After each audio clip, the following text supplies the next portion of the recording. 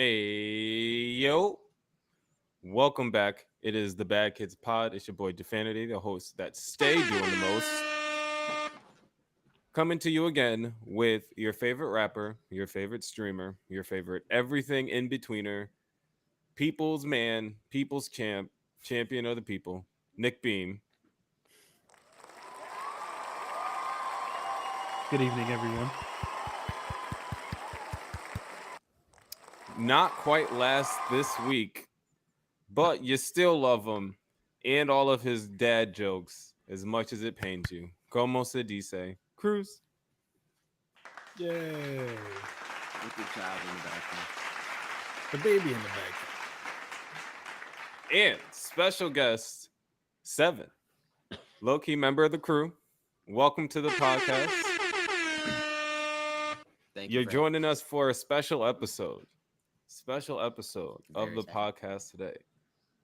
So, a couple weeks ago, the hip hop world stopped and gave Kendrick his Friday. The double album, Mr. Moral and the Big Steppers, Kendrick's last TDE album, Kendrick's first album in nearly a smidge over 5 years. Damn came out April 14th, 2017. And boy, has the world changed a lot since then. And according to Pitchfork, the highest release of 2022 to date with 295.5 album equivalent, beating Future and Bad Bunny, who had 222 and 274,000 respectively. So we're here. Big We're numbers. here to talk about the Kendrick album. Those are good numbers And for the- Future. I'm just putting that out there. Great number. Great He, numbers. he for released Future. one of his best projects. He's Actually, been on a run, yeah. but we're not and here for phenomenal numbers for Bad Bunny. Like that. Phenomenal numbers a for Bad. Who I need to suit listen like- to now. Apparently, think. me too, because Right? I'm I doing think my it's time heritage a we- huge disservice by not. yeah, he is a superstar at this point in his career. And apparently, like he's an fucking like undeniable nasty. superstar. Yeah. No, I mean, he's his great. stuff Yeah, will it's come great. on a shuffle when I do like the recent release like shuffles, and like his shit will come on, and it doesn't even matter that for the past like 90 seconds I haven't understood a word that Yeah, I was no, listening to. none. it just bangs. Because It's he just- comes you just, with, like in with your car, you bars just in your car, you and just flows. bopping and you just having a Yep. great time. Yeah, so shout out to those individuals. But yeah, Mr. Moral, the Big Steppers. Now, before we get into the nitty gritty and get into the themes and the interworkings and all the shit that comes with a Kendrick album, let's just get basic first. So the one time we will be allowed to be basic on this podcast, like what were your first blush impressions, your general impressions, like the first couple times you, like, actually, let's roll it back. How many times did you listen to the album? I think for me, I'm on listen 5 or 6. I'm on Beam, uh, Cal, Like- 7. 13, 14 probably. Jesus. Yeah. Let's go. Let's I'm fucking deep into go. Wow. Yeah. Beam? So I'm on I'm 2.5. Okay. But I have read through the album more than once. Oh, So that's I've right. listened Yeah, to you- it 2.5 times, That's- and then I was reading the lyrics because I didn't want to be emotionally or mentally mind fucked by Kendrick. Because I knew he was gonna do this, right? He was gonna give me answers to the questions. So yeah, I'm two and like a couple read throughs. Okay, Cruz. No read throughs. I'm at a smooth like 8, 9 listens through. Okay, so And we then, got like, we I've- got some balance. Then I've just kind of like been having it in the shuffle too when I'm not listening to it front to back. How? You learn after like the 8th or 9th listen, you just leave it in there. Pause. You just and he knows a thing or two about leaving it in there. Let me tell you. Boy, do Yes, I he ever. does. All right. So, Goddamn. what were your general impressions of the album? Big picture, super zoomed out. What do you think? No one wants to I go first. No, I no, loved no, it. no. I was thinking I about honestly it. loved I it. go last all the time. All right, why do you love it, Seven?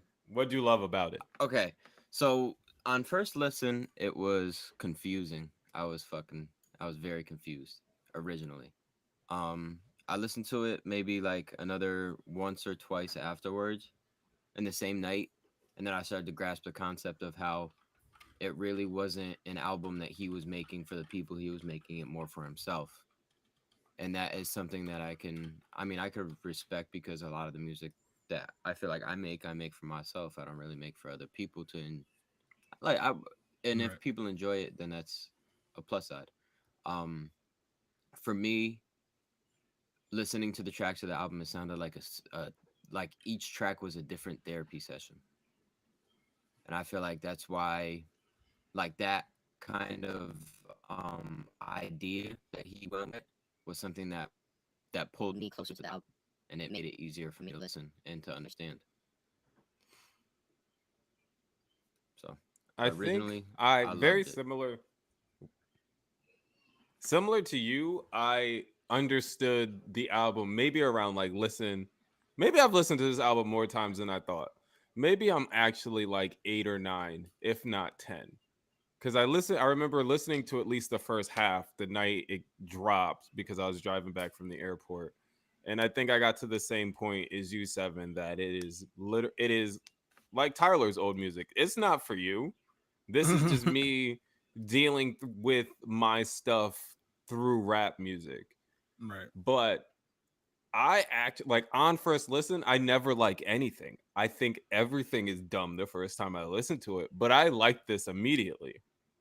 Whereas, damn, it took me more times to listen through to like and get it. It kind of makes me wish that like damn, like this came out before damn. Like, let's just swap the placement of these two.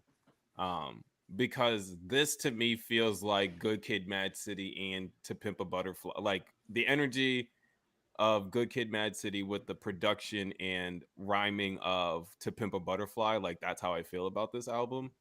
And I'm honestly surprised that I liked it as much as I did on the first like couple listens. So overall, like another great Kendrick album. Like Yeah. now, I do agree. I believe like that it like should have gotten all the room like no one else drop on this day? Like I don't know if it wins like my favorite project of the year, but like this definitely was like a good album. This I easily mean, we was still have project half of a the year year for me. left. True. You know, I mean, this. I also think that this therapy session type of thing, it doesn't really show itself until the second disc. Count Me Out is where Mm-hmm. it really first gets into that whole therapy session thing. Theme? Okay. So where I sit with my 2 listens and some reads, um, it's good. It's a great album. Um, the therapy thing at a time like now is the right answer. Um, I feel like it was a. I don't know if I would say I would. I don't know if I would go so far as to say it was. This is kind of like a cop out album. I kind of think For lack of a better term. if this is for lack of a better term, if this is going to be the album after everything that has happened thus far, of course you made the right choice choosing yourself. You had, I don't know, he just put himself in the position all these years to be like really in touch with what people were going and seeing things that people were seeing. Um, I guess at the end of the day, I feel like this Kendrick album wasn't made for somebody like me. It's a great album. The production is insane. The lyrics are fantastic, but this is the one album I feel like he wasn't speaking to me, who I am. I think he's speaking to to somebody else, another type of person, just for Mhm. like the things that he entered, the things that he's seen. Like, obviously, I'm not out there gang banging, right? So I didn't identify completely with Good Kid, Mad City, but like, I identified with the motherfucker in the back seat who could like see people doing that, but was not actively in it. So like, Right. he's always kind of Mhm. this is the album where I don't think he was. I don't identify with almost anything that he's talking about except for the overall message that like it's all about me and I'm choosing myself. Like you Right. nailed You it. gotta That's the take right care of answer. yourself. Right. That's the right I answer. think But like another thing with right now, after all the silence, I don't know. yeah, Like I said, I I only think listened the other twice. thing I with only listened twice in a couple Good of Kid is repeats. that he kind of told the story from an outside perspective of being right next to it, but not being totally 100% involved. So I feel like that's another reason why people related to Good Kid. And To Cruz, Pimp a what are your Butterfly thoughts? was Oh, super black. Oh yeah, no, I'll just finish. Was I identified with all his albums up until Damn, which I think is my least favorite Kendrick album, and then this one right here. But they're all he dropped a complete discography of classics. I can safely say that. That's what I was gonna start off with. Is my opinion. For love the album. Get that out the way right now. Absolutely love it. Um, it didn't grab me until the second and third listen. The first listen, I was like, all right, this is dope. But until like the second or third listen, where I really sat down and let it just, I let myself be immersed in it, is where that should really started growing on me. Um, but yes, to piggyback off of what Beam was saying, I feel like this album completes the journey that Section 80 started. From Section 80 all the way until now, those five albums, you can just hear the growth. I feel like you can listen to all, it's a lot. No one's going to sit down and do it, but you can listen to all five of those albums so many back to people are going to back sit down and do that. and then just I hear actually the do it on it a all, regular basis. it's such a, it's on a regular, I just did it today right now. It's like such a cohesive like stream of thoughts from that, from Section 80 all the way until now. Mhm. It's like him before he blows up, during, and then now after. Like he secluded himself for 5 years. Nobody heard anything from him for like the last 5 years. He'd popped up here and there on a couple singles and features, but he kept to Unless himself. your name was Baby Keem. Exactly. Like Can I? him All right. So, go. Sorry, my bad. Go ahead. I was like, I didn't know he had kids. I had no clue. Right? Mm. Caught COVID. I knew he had Nobody said nothing. Right. I didn't know. But that's because he's so well at cutting himself off from the outside world, right? So you were gonna say, Jeff? No, just speaking on Baby Keem, he really he's one of my favorite things about this album. I just am Absolutely. I am just a Baby Keem fan. I regret not going to his show in Houston for the Melodic Blue tour, but me and Beam going to see him when he come to Houston with Kendrick. True. That's another thing about this album is like because I had this crazy tinfoil hat conspiracy that I was like I was finally gonna get one of the albums because I knew it was gonna be a double album. I was like one of these albums is gonna be like the TDE album that we've all just been waiting for. Like, please, Kendrick, just like just give the people what we've been What waiting they for. want. Because like all of them are outside except for J Rock. Like Schoolboy is on a feature, and I think he's got like 2 singles. Sir dropped the single. Absol dropped the single. I'm like, Mhm. oh, so They've like been popping everybody's up, yeah. outside. But now this is a very PG Lang album. But I don't hate that either. I don't hate that because I also think that helps the sound of this. And like PG Lang is going to be definitely something interesting to watch and the artists they get to watch them grow. Like so that was my other thought about this. It was just like very PG Lang, and I was just like, but I wanted like a very selfish part of me wanted like Collard Greens too, like him and Schoolboy back at it again. But like that's the thing. Another thing I appreciate is that like certain artists aren't doing that, or at least anymore, where they're recycling the same thing and trying to give you like repackaged nostalgia albums Right, instead of like trying pushing to a sound recapture that forward. lightning, right? Yeah. But what are so thinking before we dig in even more, what are your favorite moments just from like Kendrick's career having because he has been essentially like someone we have had the pleasure of like actively watching as he journeyed through hip hop and as we also have like journeyed through hip hop like in real time. Like we got to see it. So what are some of your favorite, I guess, Kendrick moments? I think every single time he drops the heart is a huge moment, as well as I think for the culture as well. Um, I caught 5 when they dropped. I didn't catch 1, so um, I feel like every single time those dropped, it was kind of like it was like that get ready point because it was always coming It before was the like, album. yeah, oh, we out here. And after Good Kid, personally, I had a feeling that everything that he dropped was going to be unbelievable, which, I mean, to me, it was. So I feel like the hearts were a big part of him, the music industry. And I mean, that was one of those things that I was always excited for. And I didn't even think he was going to drop one before this. And then he did. And that kind of made it even better. So I think the heart Word. definitely something. In and of itself.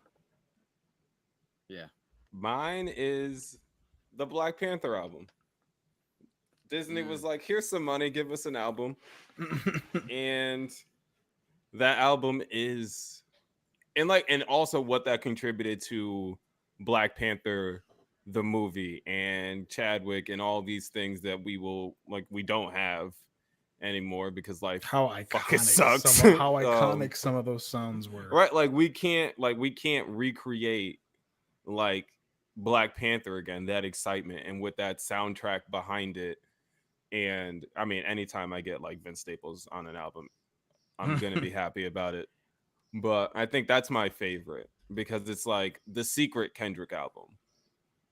Like we don't think about it because it's not really like him back to front, but like he got a budget and they were just like, here, do something, and he like, all right, let me just curate this real quick, smacked it out the park, and just fucking crushed it. And they got like a Grammy off of like the song, right? The one with Future and J Rock. Like, then they win a Grammy off that song. Like, let's We're go. never gonna forget about Future. He's everywhere. That's funny. No, yeah, that's my favorite Kendrick moment. Is like because I also have like the physical copy of like the vinyl of that album. 2013 for me, just the year. So that was I guess he dropped Good Kid, Mad City at the end of 2012. And I had already been listening to him from Section 80. So he dropped the album 2012 and then Control happens in 2013. Yeah. You bitch. I was trying to not let that be my moment. That was completely my moment. Just the Control verse. Well, that's fair. I won't go too much into the Control verse, but the Control verse happened, and then he went on tour with Kanye for Yeezus, and I went to see Kanye and Kendrick. So that was my moment. If I'm being specific, got a twofer. Yeah. And then he got snubbed and lost to Macklemore. So like 2013 was just a very busy, active, crazy year to be Kendrick Lamar for sure. I think he was nominated for like 5, 6, 7 Grammys and lost every single one. Just the Grammys, and then lost to Macklemore, and then the text from Macklemore online. The 2013 was nuts, and that was when I was like living alone. Just the That was fucking And the so- Grammys being the Grammys. and just that's the getting end of that high part? and listening to Kendrick Lamar and Just fucking in thinking my- about everything. in my room just by myself. in my zone, son. 2013 was nuts. Oh Just the my whole God. year. Yeah, the whole year was Macklemore crazy. just bro. gave me PTSD.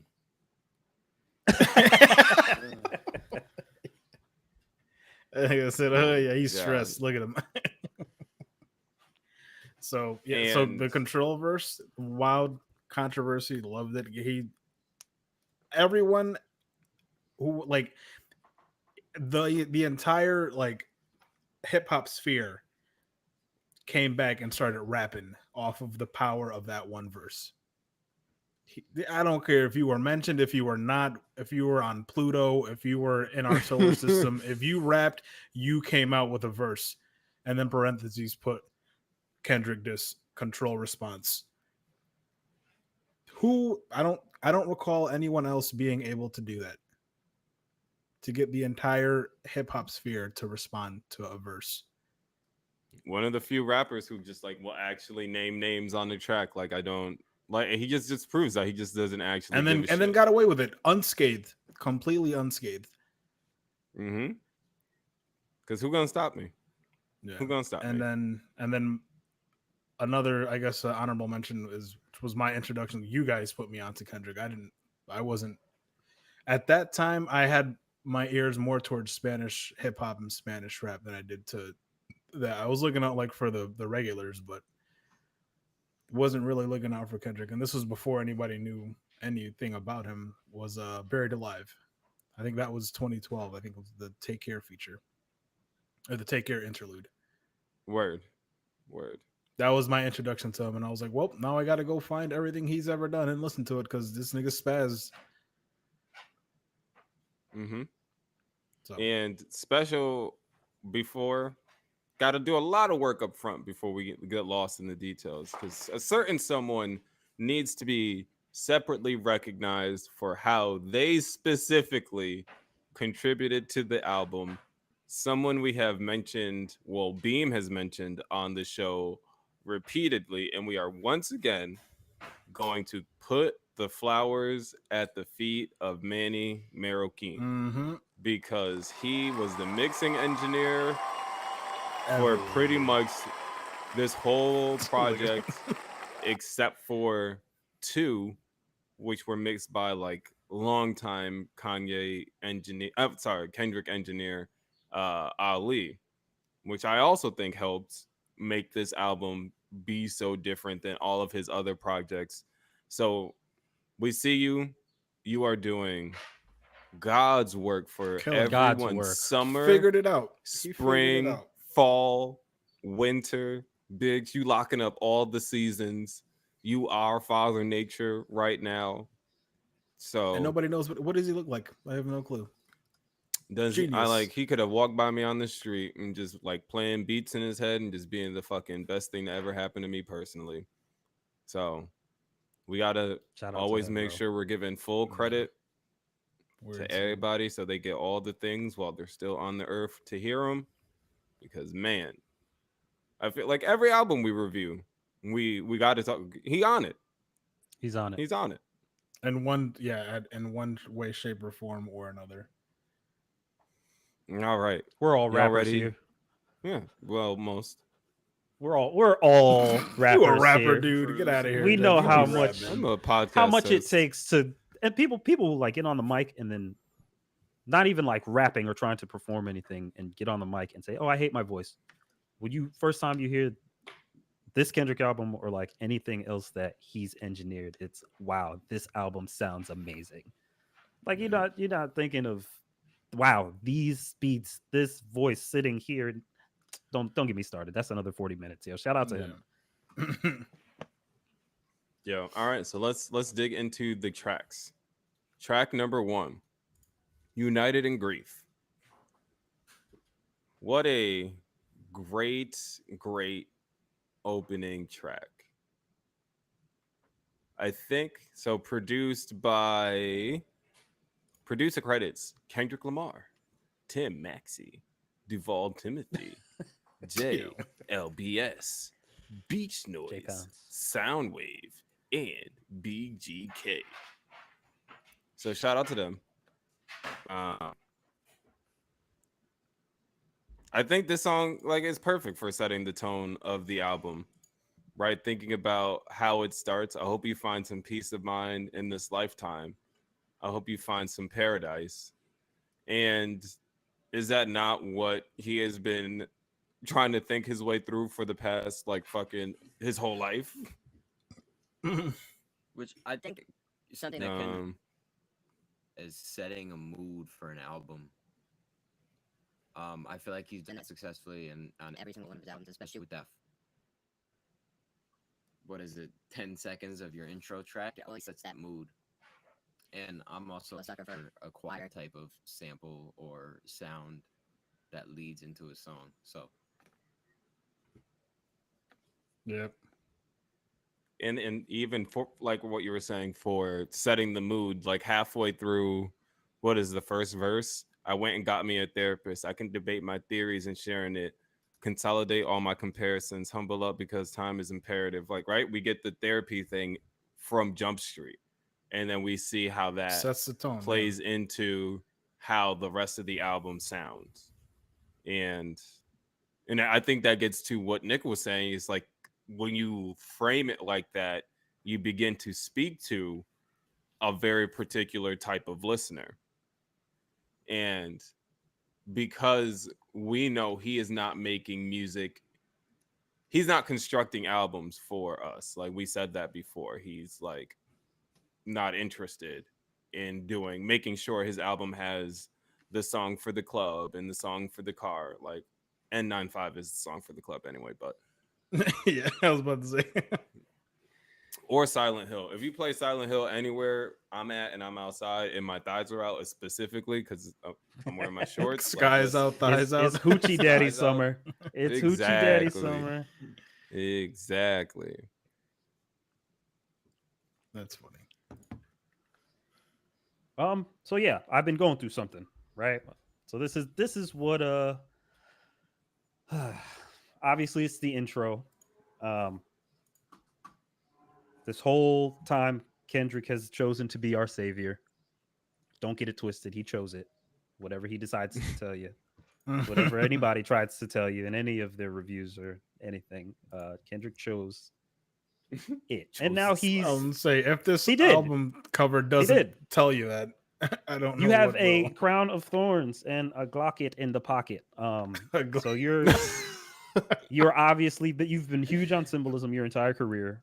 You've built yourself up to be savior, and then here you are saying you've been going through something, and you set the tone that you are now confused and you're not.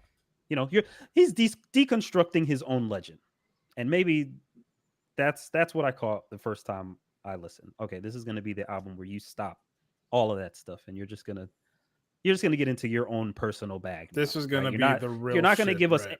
anything that we want from you, especially with Nope. everything that's been going on in the past 5 years. You're not gonna give us the answers to any of that. You've gone inwards instead of outwards. yeah, So that's what I got. Okay, fine. This is not gonna be anything And that, and it never was gonna be anything that anyone ever expected. So like, once again, exceeding expectations. this And my whole God, the I've been beat going switch. through something. There's so much packed into that as well. The 1,855 days from him dropping. Yo, Damn right? on- Since the last time since you on- dropped Damn, yeah. Or But since it's you all- dropped an album. Damn was Good Friday, if I'm not mistaken, April 12th. Mm-hmm. Damn was Yeah. Good Friday. Ish. This was Friday the 13th. Is almost a complete contradiction from Good Friday to Friday the 13th. I think also 1,01855, if I'm not mistaken. So there's a I lot couldn't know. packed in. There's a lot packed into that. That's intro. wow. I didn't even bother dissecting that much. You're blowing my mind right now. There's a whole packed into that little thing right there. And I think the biggest thing was the contradiction of Good Friday to Friday the 13th. I think that's, Yeah.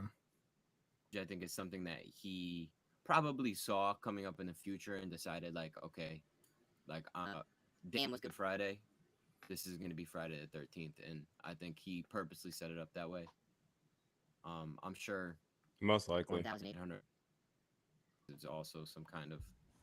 It could just these things also could happen for somebody like him, where it could just fall into place and work that way. But I think he purposely set it up like that.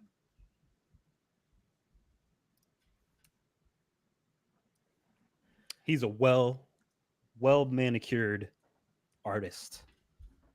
Super I intentional. think like the Definitely, everything he's it doing seems- is calculated.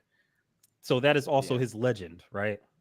That is the legend that we hold for Kendrick Lamar. So he'll never come out and say it, and we'll never know. But we put him there because he makes us put him there. So, but he's not he your started savior. off. He made you think but he's about not. it, but he is not your savior. Or maybe he Okay, doesn't think so about it at all. Maybe it's just Angel number maybe just one ran eight up on five we might I five. might as well just jump down to the wait. What is Go ahead. 185? Angel number 1855 is positive impact. Angel number 185 is a message from angel numbers that you have a place in the future and that you have no right to complain anymore. Besides, don't think of giving up because you have the strength to fit yourself up. So Okay, so yeah, no, he Also definitely goes calculated this shit. right along with the album, Mhm. yeah, everything is calculated. All right, so I just keep fucking ringing this bell, so I'm just gonna skip several tracks down and go into the Savior interlude into Savior because, like I said, Baby Keem fucking crushes his appearances on this album, and one of my favorite things is like when people's like opening bars, like being a fan of Vince Staples, like Vince's opening bars are usually the most diabolical things ever. And so when Baby Keem opens up, have you ever seen your mama strung out while you studied division? Like, fuck. Like, to just think about like that and like the trauma that would come with it, and then knowing that you survived it in a sense and became and like are now using it to that pain, that like trauma in a way that will make you some money. Your uncle ever stole from you day after Christmas? Like fuck, like this is fucking crazy. And just like the way he is rapping similarly to Kendrick with the flows and like the not like the non-traditional like breaks and pauses and patterns of rhyming. I just thought he just fucking rolled up into this moment and crushed it. And then it goes really well into the actual track. And he fit. Now, He what are fit. y'all's thoughts on yeah. I was gonna say that like the content of his bars fit. I'm not a Baby Keem fan, so I said I have no gauge of reference to Not yet anyway. Oh yeah, not Not yet. yet. To what his Are we music fully usually getting is, into but Savior interlude, is that Yeah. something we're doing right now? Yes, absolutely. I think the of Eckhart Tolle is an amazing inclusion. I don't know if you have heard of him before this album, um, but his School us. inclusion is a great inclusion. He has a book. I can't exactly remember the name of it, but it's mainly about like leaving the past where it is. He's just got so much wisdom. There's a lot of wisdom in his writings, and I think that his inclusion is an amazing thing. And then also, I love Yeah. interlude. I wish people did it more, and I hope to do it more. But I love the written word interlude, and that goes with Savior interlude, and also with Rich interlude with Kodak. I love the way that he who I was also separated the pleasantly relative surprised spaces with. this. Kodak. Mm-hmm. So Yes. Mhm. Eckhart Tolle is a German-born spiritual teacher and self-help author of The Power of Now and A New Earth. So I feel like the one you're talking about is The Power of Now, The because Power that is a Now. more popular title that I've heard of that in like of Tolle like very loosely, because I'd be talking to like random ass people. But like yeah, also just because that just fits like if you derive your sense of identity from being a victim, let's say bad things were done to you when you were a child, and you develop a sense of self that is based on the bad things that happened to you, and then you jump into Baby Keem talking about the bad things that happened to him. And right, Beam was saying before, like, he tries to say he's not our savior, but he's giving us these things to think about for yourself. Like, by him constructing his message in this way, he's just like, these are the things I've been thinking of. You, and then like you should take that and then turn it inwards if you know you're paying attention and willing to do the work. And then bam, now like, oh, thanks, Kendrick, for helping get me on this path when you just said you weren't trying to save me.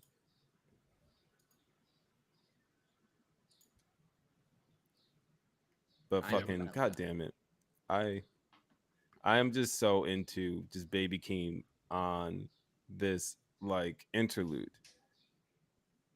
Like, I don't know. Let's just all right, moving on. Actual savior. Actual savior. Now, anyone else want to start talking about savior, because I kind of just went off a little bit talking about the The interlude. interlude. Cal. Um, it was a track that I absolutely did.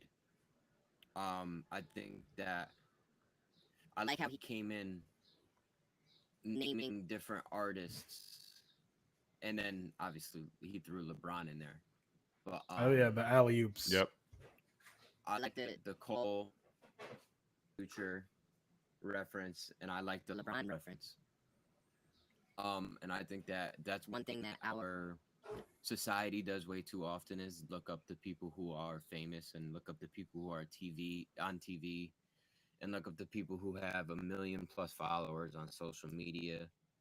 I feel like that's something that people need to step away from. So I think this song was something. Um, I mean, if there was anybody to make it, would have been Kendrick. Nobody else would have made this Yeah. song, and it's a fact. So there's that, and then there's another part. This song that I was thinking about talking about. Word. But at While you look this for that, moment one right now. thing I find. Oh, Oh, go for it. I got it. The whole You got it? yes. Seen a Christian say the vaccine mark of the beast, then he caught COVID and prayed to Pfizer for relief. Then I caught COVID and started questioning Kyrie, will I stay organic or hurt his bed for 2 weeks? I think originally that was also something that I struggled with was I would have liked to stay organic, but there were certain things that pulled me towards. And on first listen, I thought he was, I can't say dissing Kyrie, but I would say going at Kyrie. And then as I read Mm-hmm. deeper into it and listened to it a couple more times, I kind of figured that he was with that same thing, that he wanted to stay organic, he wanted to stay away from it, but going through the decision, maybe I will go and do this. I don't want to be as hurt as this makes you. Yeah, right. Like you get Just that because shit, you and you're wanted to like, stay never organic. again. Nope. Yeah. Right. And then also because Kyrie became the face of it, of like, Yes. not wanting to, at the risk of like him not being able to fucking play home games. And like, Mhm. I don't want to talk about Kyrie Irving for too long because I will start foaming at the mouth as a Nets fan. So, and then It I was. love the fact. Go ahead, Chris. I wouldn't say it was like it was a weird, kind of like a conundrum. This song because he starts off saying all these things, but I feel like the first and the second verse are him presenting himself these arguments, and then the second verse is like, oh fuck, maybe you should like really think about this.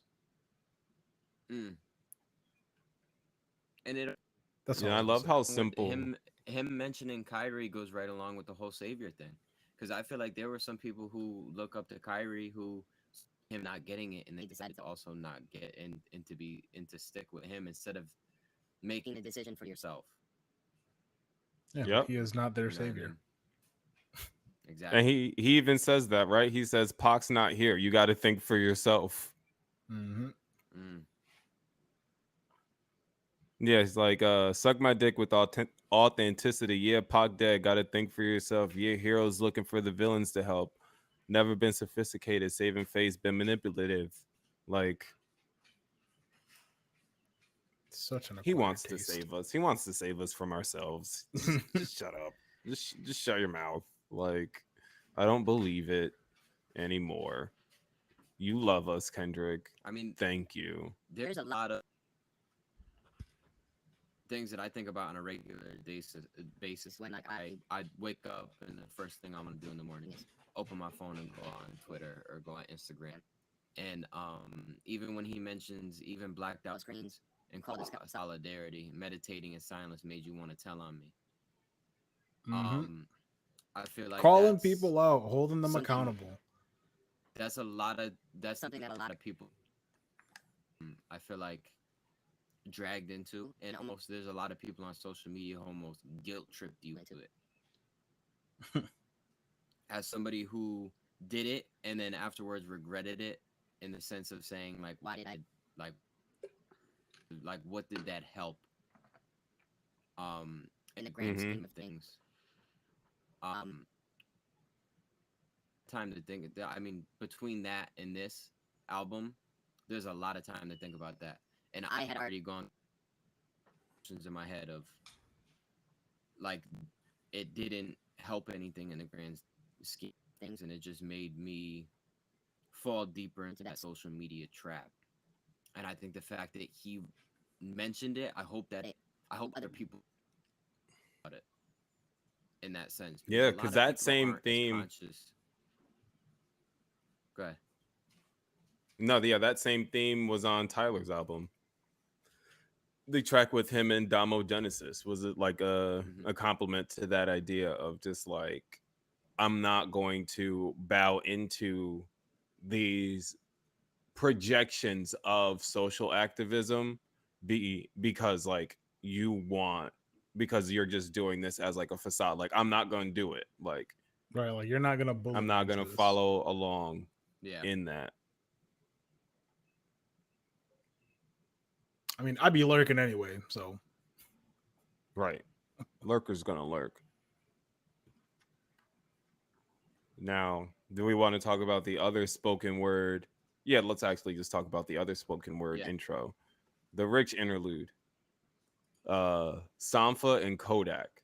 Now, the presence of Kodak on this album has like some people feeling away, I guess, and because like admittedly, Kodak Black is a very complicated person to say that you like because he does a lot of things that make you want to not root for him. yeah, he'd be A tripping. lot, a lot. He does Yeah, a he be lot bugging. or has done a lot of terrible, terrible things. However, on this album, I fucking love it. I love I it. concur. Pleasantly surprised with everywhere he popped up on this album. Surprised. Words are hard. Like, I think he kills this interlude because he's rapping at a more conscious level and like he knows that he has this potential to be this really great rapper, right? Because he's just like what you doing with the legend fresh out of the pen, like all of that stuff. And he also is not the only person who is like Kendrick is not the only person, a high status rapper who has tapped Kodak for their project.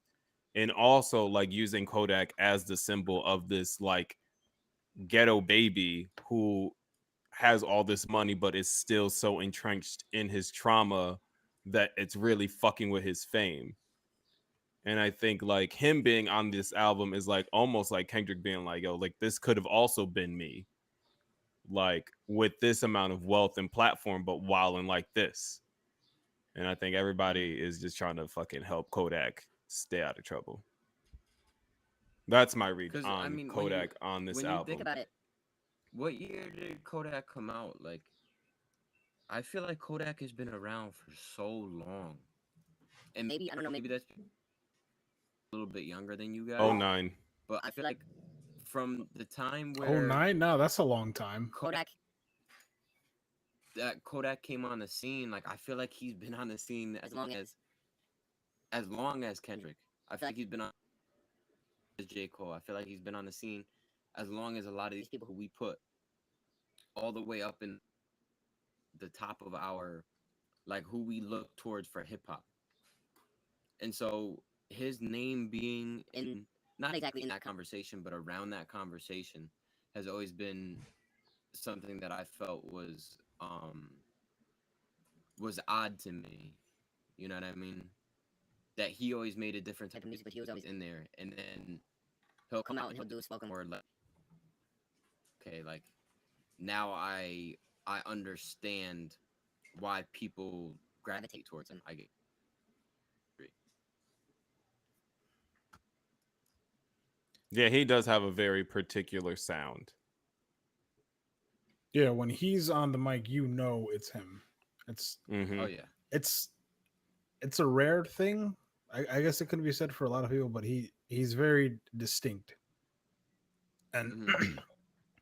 again, before this, I don't listen to Kodak Black before this. I still don't listen to Kodak Black. Are This you is the only fucking- Kodak I'll listen to.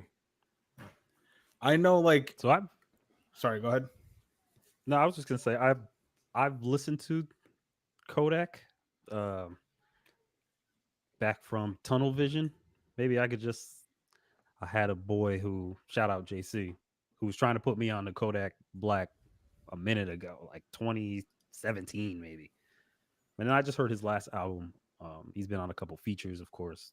Kodak, from a rapper's perspective, he be spitting, bro. He be Oh yeah. he's got some he's got bars.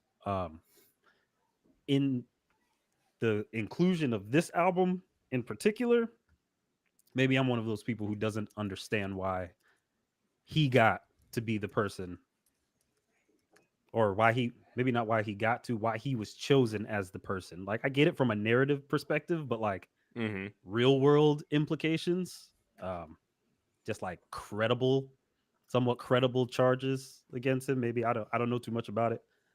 Oh no, yeah, more than credible. Right, credible, and Nigga then you actually come went to out. jail. He did go to jail, yeah. I'm After not sure the it was for that, though. accusations and Yeah. Right. so he I posts. feel like I Kodak think just he. regularly was Yeah. going to jail. So Yes. Yes. all I'm saying is I don't understand why he was handpicked by Kendrick Lamar to be this part of Voice. this album. I don't. It doesn't make sense to me, especially with his history of abuse. And I know I get the hurt people type of thing, but I don't know. I wasn't. I feel like I didn't understand it. as of recently, I was coming a I don't know, but I don't want to say it. But I was starting to kind of get it as to why Kendrick put him on. It wouldn't be something that I would be able to put into words right now. But I feel like with how many listens I am on, I started to find the words as to why he would have went with Kendrick. And I think it also has something to do with Savior. You know what I mean? We look up to all these for the good that they do. But there are also people in the world who look up to artists for all that they, I don't want to say the bad that they do, but the bad that they claim they do. Um so I think Kendrick was kind of giving a plus minus narrative here, like with a savior being somebody like Kendrick who or even J. Cole, somebody looking up to that empowerment and that good side of society. And then there's also the Kendricks of the world. I mean the Kodaks of the world who you're kind of looking towards the bads of, you know what I mean? yeah, That like could be it, but it also is Kodak Black not like literally a representation of Kung Fu Kenny from Damn, like the first half of Damn when niggas is wilding and like losing themselves? Like Kodak is Kung Fu Kenny to a certain extent. Benji says hi. What's up, And Benji? then Rich leads into Rich Spirit, and god damn it if I don't love this song. The production. yeah. Like, shout out to Mustard, who has been out here on a tremendous run. So Mustard, Jonathan Sweet, DJ Dahi, Frano, and Soundwave, producer credits. This is one of my, like, the bounce on this just gets me every time it's in the car. Yeah. And even The though it's bars, just too. like it starts off like with Kendrick rapping about his concerns about taking his daughter to school and all that. I'm like, yeah, miss all that. Like, production, please, dancing in my seat. But like, also I painting mean, pictures, put me in the Louvre. in the Louvre. Like, I love that shit. And then he even goes on, universal shift them in a groove, and celebrity do not mean integrity, you fool. I'm a good man, shake your hand with firm grip. 72 wins, lost Sam, balling with the flu. I think that this was the first. Now, hang on, let me before I say that. Yeah, I think this is the first. Bars become a little bit more apparent. I feel like N95 was like a hype club song. It wasn't too much beyond the surface. Oh no, Father Time. Mm-hmm. I was about to Yeah. say you Okay, better yeah. mention Father And then Time. even World Well, that's Steppers is my also, personal that favorite has song a on the lot album. of depth Father in it. Time. I can agree with that to an extent, but Rich Spirit, I feel like, was one of those songs where there was more beyond the surface than just that song. Even though that it does have an amazing beat, and I feel like this is the first time we're also getting Kendrick personally doing singy, flowy choruses, which I love. Yeah. Was going to. Also, how rich do you have to be before your cousins start to sue you? Because it happens to everybody. How many M's until Apparently you get your very first Kanye lawsuit got from it. your cousin? It's like everybody. Everybody's just Kanye getting got it, scammed and by then their they're cousins, like, yo. got his laptop stolen or something, and just try to sell it back to him. That, yeah, crazy. Yo, also like the third verse on this song. Frat brother, real nigga, that brother. We Oh, it's up the my score. favorite Give me verse. that, brother. Spirit medium. yeah. I don't rap, brother. Right? Because that's what he says. He says it on the album. He's for 2 years couldn't feel shit. Talk to God, and this is what we get, and Yeah. this is how we got. Damn, that's how we got. How much a dollar cost is just like that, and that's another thing about the legacy of Kendrick is like these albums are also legit sermons to a certain extent because like you're translating this conversation or this relationship with like how you've conceptualized God. I mean, the And second verse is also him, like, the morality can wait feedback on low latency. I'm glitching from the face. I've not thought. I'm running out of space. He's almost referring himself to a dog, like to Logic or to you guys use Mixcraft. mm-hmm. He's putting himself. He's comparing himself almost to a dog, which is, I mean, a little bit simple-minded, but at the same time, it's so simple-minded that who would think to do it? You know what I mean? Mm-hmm. And then the best part about this song though is the chorus. Hey, bitch, I'm attractive. Like, yes, I am. I needed that this I summer. love Like, that. yes, I love that bounce. yes, yes. Like, I am. I don't need nobody else. Now, do we want to talk about your favorite track, Cruz? What'd you say, Father Time? Oh my god. Yes, we do. So what makes that your favorite track? I feel like this was the first track on the album where he got real, right? The intro sets a tone. N95 is a bop. Worldwide Steppers, he's like just having fun with it. And then he gets to, well, I think Die Hard is right after this, after Worldwide Steppers, which is also a really good song. And then we get some real rap. It starts off, you really need some therapy. Like real nigga need no therapy. Fuck you talking about?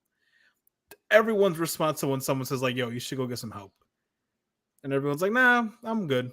All right, guilty as charged.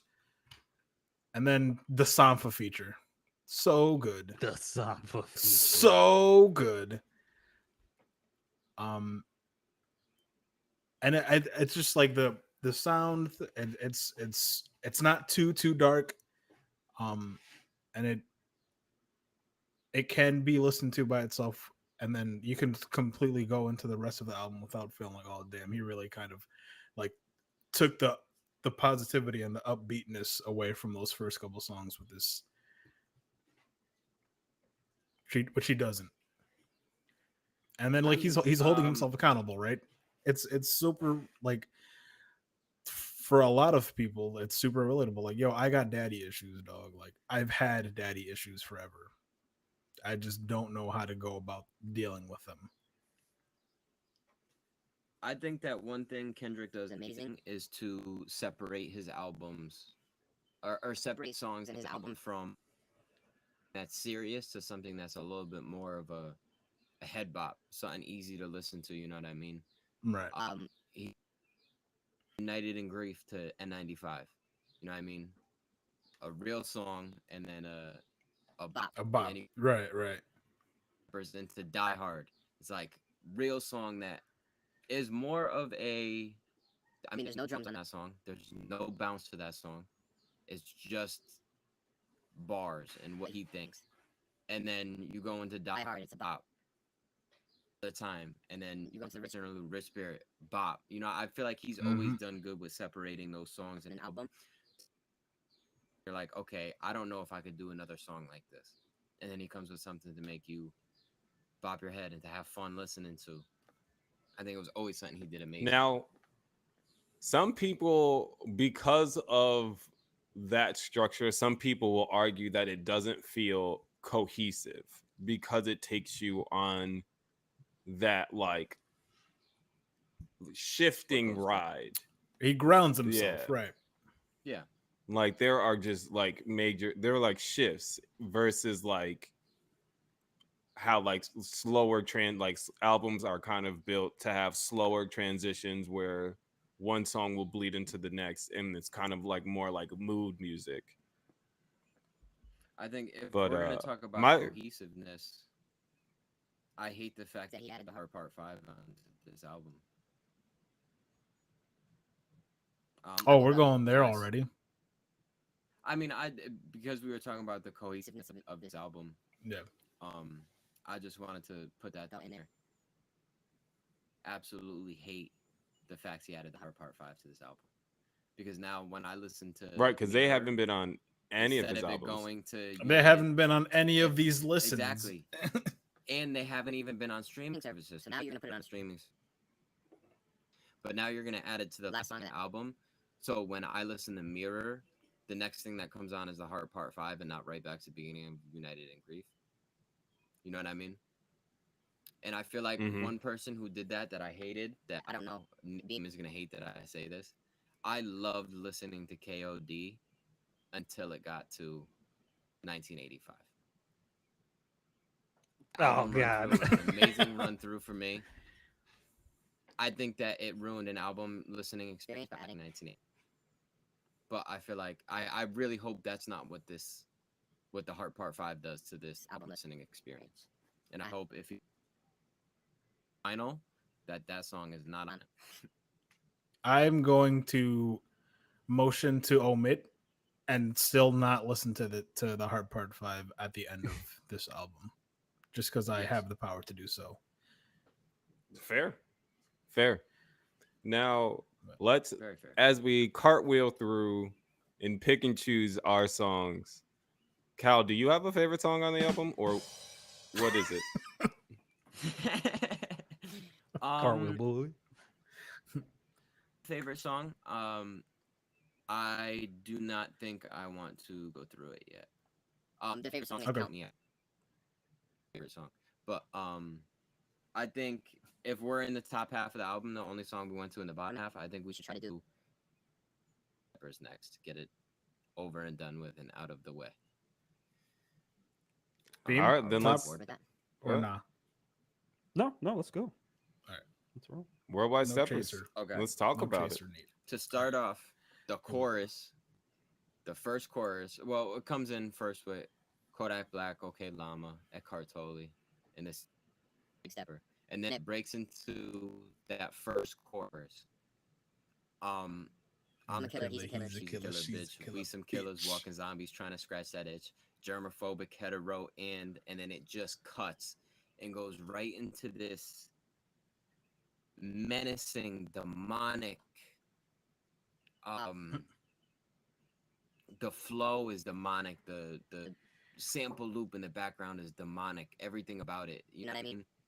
And he goes into on first listen, when you first listen to it, you're like, he's just putting words together that don't make sense, and then you the lyrics, and it's Right. I'm not for the faint of heart. My genetic build can build multi-universes. The man of God playing Baby Shark with my daughter, watching for sharks outside at the same time. I don't. Shit, you got to worry about in the hood. I mean, that's cute or whatever. Shit, you got to worry But- about in the hood, dude. That's cute or whatever. But he also That's just to says, start the song. he also says, the first time I fucked a white bitch, I was 16 at the Palisades, fumbling my grades. I traveled with the team. because I've Oh no, that's the shit I'm here for. Like, That's like, the white bitch was out in Copenhagen. like, found out the daddy was the sheriff. That was a win-win because he locked up Uncle Perry. She paid her daddy sins. Like, yes, Biggs. Like, yes, you are. I love The that. Like, ancestors watching. Come I fucking on. love my that. ancestors watching me fuck like it was retaliation. Like, I felt like that before. Like, 'Cause- that's real as fuck for me personally. Like, I'm doing this for my great grandfather Jebediah. This one is for you. This nut is for you, me ma that I never Oh, met. Shit. When you first listen to it, you're like, what the fuck? Wait, hold on. And then it comes around full circle, Right. and you're like, okay, all right, you know what? That I can respect that. I like that. I love that. I feel like my son Enoch is the part 2. When I expire, my children will make higher valleys. I feel like higher valleys. My son Enoch. Unbiblical about that name, if I'm not mistaken. Yeah, Do y'all know? not off the top Don't of know my off the head. top. Will make higher value. He's saying that he's at a low point, and him finding his way to get out of that is gonna help it, so that his low points aren't as low, are higher. That, you know what I mean? Yeah. I didn't understand what that meant, and then I looked into it a little bit more. I was like, okay, that makes a whole lot of sense. Ask Whitney about my lust addiction. Text messaging bitches got my thumbs hurt. At the beginning, you don't know really too much about that, and then he gets more into his sex addiction towards the end. Out here fucking white bitches in Copenhagen. Flourished on them Writer's block for stages. 2 years. Nothing moved me. Has got to be. I feel like this is a hard song to listen to, but there's so much information in it. It's so hard to just move past it and not listen to it. Very dense. Yeah.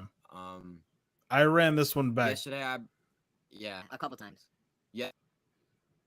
Flowers and trees, gratification to the powers that be, synchronization with my energy chakras, the ghost of Dr. Sebi. Paid it toxins, bacteria heavy, sciatica nerve pinch. I don't know how to feel like the first time I fucked a white bitch. First verse of just craziness and the beat like punches your eardrums, and then it just cuts off and it goes into this beautiful sample, and he gives a beautiful sample for a couple bars where he's talking about fucking white bitches in the Palisades, fumbling grades, the Apache life. Centennial was like when Miss Baker screamed at Doughboy. He's going through all of this shit, and then it just goes right back into this fucking menace.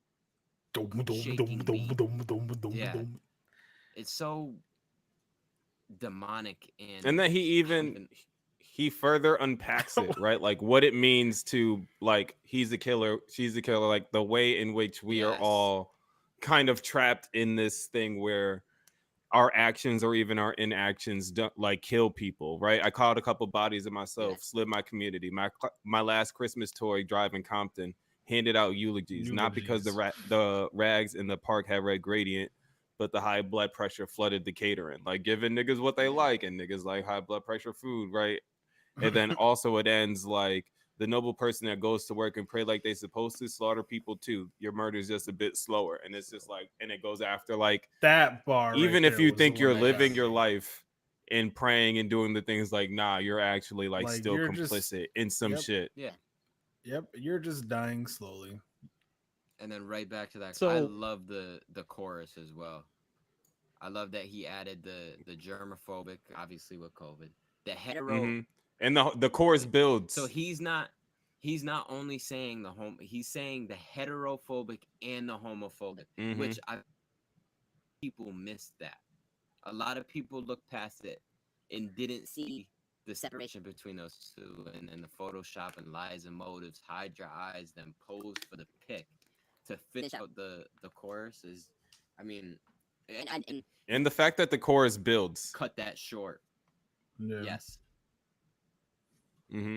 Beam, what were you gonna say? Yeah. So, Worldwide Steppers, song number 3. God, man, this is such a sad and depressing song. Yeah. I mean, Jesus, man. I mean, I don't know why nobody's saying it. This whole album is just so sad and depressing. Maybe like, that's why I love it so much. Oh my god, dude! And I'm just like watching people like rave Spaz over this album. I feel like a lot of people. It sounds. Yes. Go ahead. Let me not cut you off because you're about to say what I'm thinking. It sounds amazing. The bars are all there, right? He's rapping his ass off. The vocal inflections, the engineering, everything. But Jesus Christ, bro! What is? You just came out after 5 years and started trauma dumping on us. Like we've been traumatized, bro. These last 5 years have been fucking insane. And then you come out and everybody's waiting for this album and you trauma dump on us for the first 12 minutes of the album. What? I'm so confused. Like, why is nobody talking about? Is everybody just walking around as depressed as this guy? All the Like, boys are sad. Oh, all shit. the boys. Me and sad. Future are not sad. Me and Future and well, not gonna anymore. Listen, wow. We Wow. are outside. Future was sad. Dude, it's summertime. Like All this is going to be 2 summers in a row. All the top, like Tyler's album, right? Call Me If You Get Lost. Sounds amazing. Is also super fucking sad. you just All the boys are It's- sad. it's- If you it's- want upbeat, happy music, you better put on Yes. fucking Lotto. yeah. You better I put on mean, Flo Milli. Someone who's not a dude. All the dudes are sad rapping right now. It's Every right- it's a single lot of- fucking one of us. It's a lot of Y'all. what That's Nick facts. was saying was that it sounds fucking great. It's a lot of people just hearing, not listening, is what I think is going on.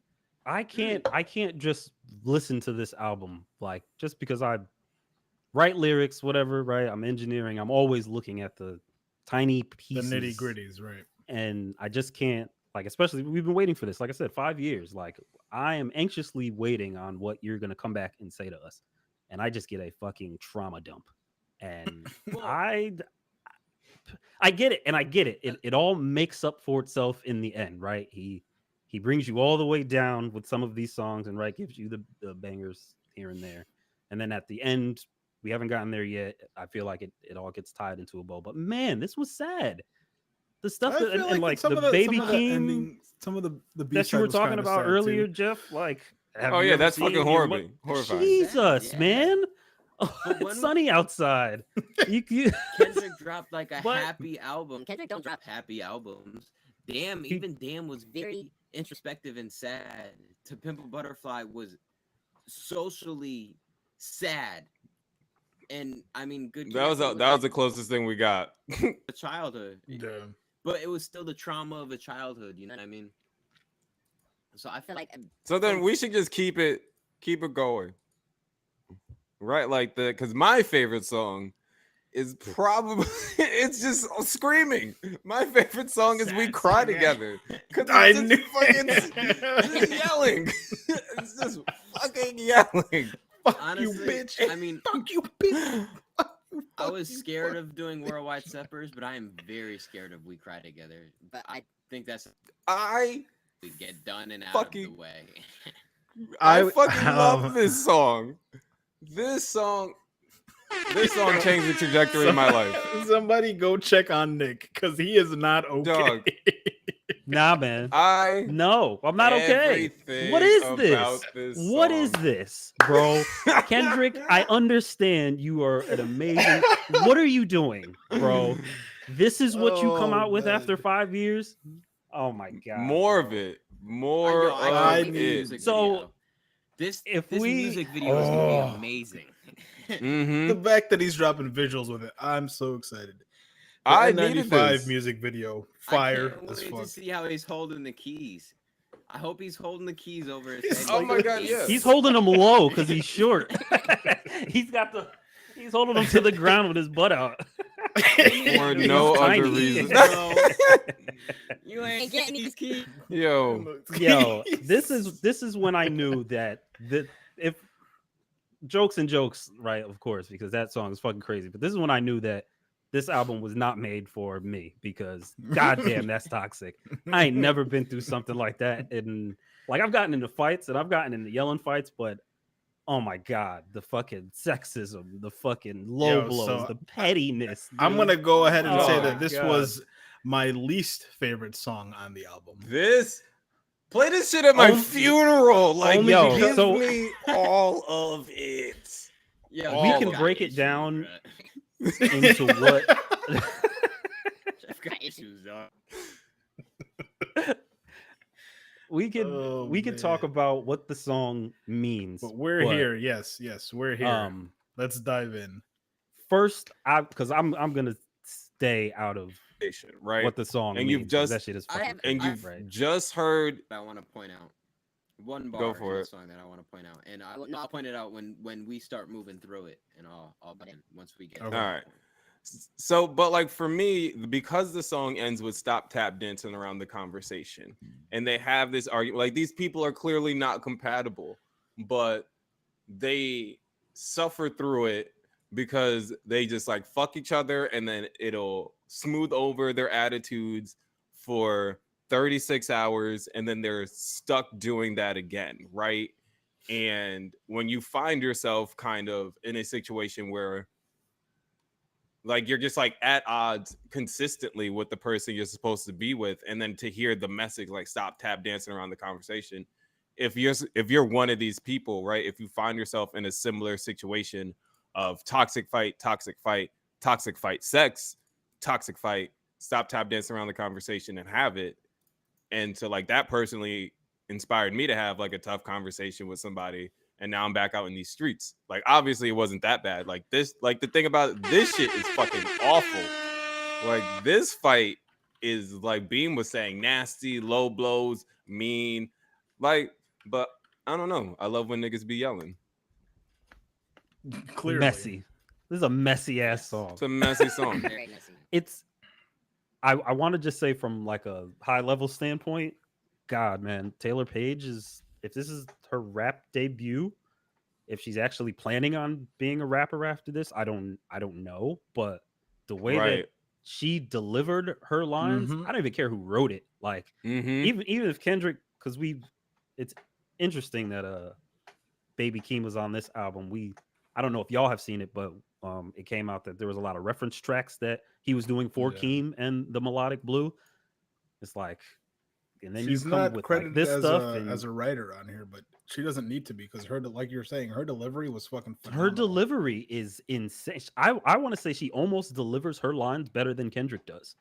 Like Yeah. I believe her, like the cracks in her voice, the The way stress, she's out of breath by the end of her phrases, and then you can hear Kendrick and she's still like holding There, that same sort of crying. out of breath. Like I don't know. I just think about like the very particulars, like, because like I said, from a high level overview, what does studio look like? Like I that. want to know how they. Yeah, they have probably- to be facing each other. I would love to know how they recorded it.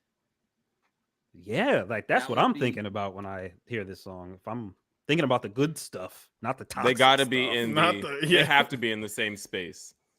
Like I just There's no way you can think Yeah, about you know, how there's no way beautiful that he must that have- he you're sent her so stems. vulnerable. No way that she sent Like- stems back. Yeah, they recorded this together. All right, And you if want they to that's talk my did about take. the record it bar? separately, even better. Right, impossible. up Though. If yeah, no way that they did, but if they did, Godspeed to them. Go for it. What do you? So What my bar are you- that I always go back to, that always brings me in when I'm listening to this song, is the keys thing. Give me these keys. Mm-hmm. I'm gonna be late for work. Fuck your job. Today gonna be the day that you walk to that bitch. And then when he says, "Nah, Toxic, I like you parked in that bitch." You know what I mean? The whole song, he's like, "Fuck you, like get the fuck out," and then he's like, "Nah, like you ain't getting these keys. I like when you park. Like I like when you come home and you're parked there. I like your car being in front of the crib. I like you contemplating it's so walking fucking back in here. toxic. It's so so toxic. Fucking toxic. And it's just Now, it's for crazy me- how that oh, one go. little line packed in there is what that can catch my head. That he's screaming at her, he's not giving her the keys, and she's like, "I want to get I gotta go to work," and he's like, "Nah, I like you parked in that bitch." That well, for the next couple bars, you can't even think after that, because I'm stuck on that one bar. You know what I mean? I think my favorite part is from Jump Street. The first thing she says, The whole song. first thing, "Fuck you, nigga. You love a pity party. I won't show up." Won't show up. Like when you like are some, and I fucking, this was a habit I had to unlearn like a motherfucker. It's like this playing the victim shit and like wanting to throw yourself a pity part, like, because that shit is lame as hell. Like when you do it all the time, and like just for her to recognize it up front, like, I'm not having it. And like she stayed in that place, like, I'm not here for this pity party bullshit. Like, fuck you and everything you stand for. I should be fucking your cousin because you a bitch. And then he was like, Maybe keep it "Say girl." what?"